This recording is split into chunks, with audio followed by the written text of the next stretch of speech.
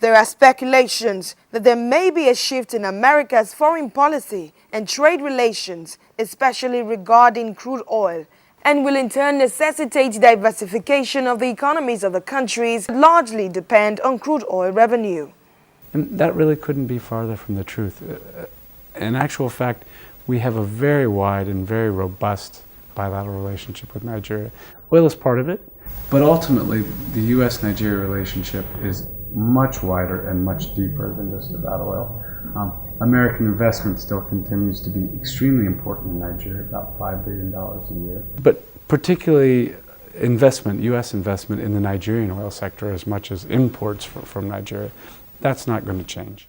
Nigeria, whose oil and gas export accounts for more than 98% of export earnings and about 83% of federal government revenue, as well as generating more than 40% of its GDP and about 65% of government revenue.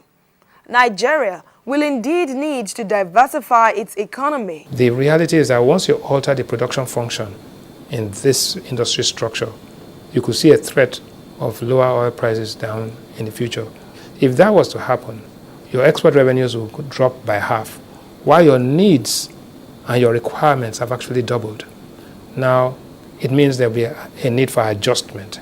As world oil demand decreases, competitive oil pricing will ensue.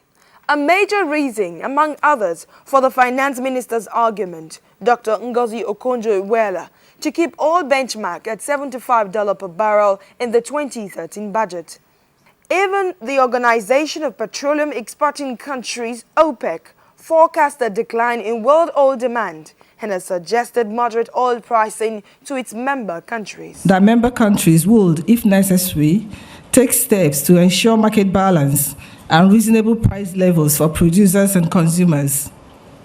In taking this decision, member countries confirmed that they will swiftly respond to developments that might have a detrimental impact on an orderly oil market. India may have overtaken the United States of America as Nigeria's major export trading partner.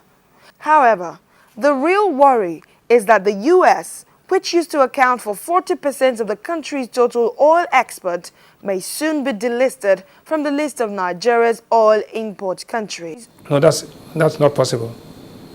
Total production in the world is probably something like 80 million barrels a day. We produce 2 million barrels a day. The demand will be there. If the demand drops, what happens at the price drops? What you have to figure out is that the price will fall. And when the price declines, your revenue declines. So we need to optimize our resource utilization, resource allocation, and therefore you will get the outcomes that will make Nigeria a competitive country. In the next 4 years of the Obama administration, changing the destination of Nigerian crude could shift the commodities pricing, and this will in turn upset the economic balance of the nation because it is largely dependent on crude oil revenue. Analysts are of the opinion that practical, immediate diversification of the economy is the most realistic approach to cushioning the effect of this imminent downturn. However, educating the populace in real time of the sacrifices in achieving the required adjustments is absolutely pivotal to sustaining the reforms. Accepting that reality that one, the revenues will decline whether we like it or not, two, that we have to make an adjustment, and three, more than anything else, we have to be ready to make a sacrifice.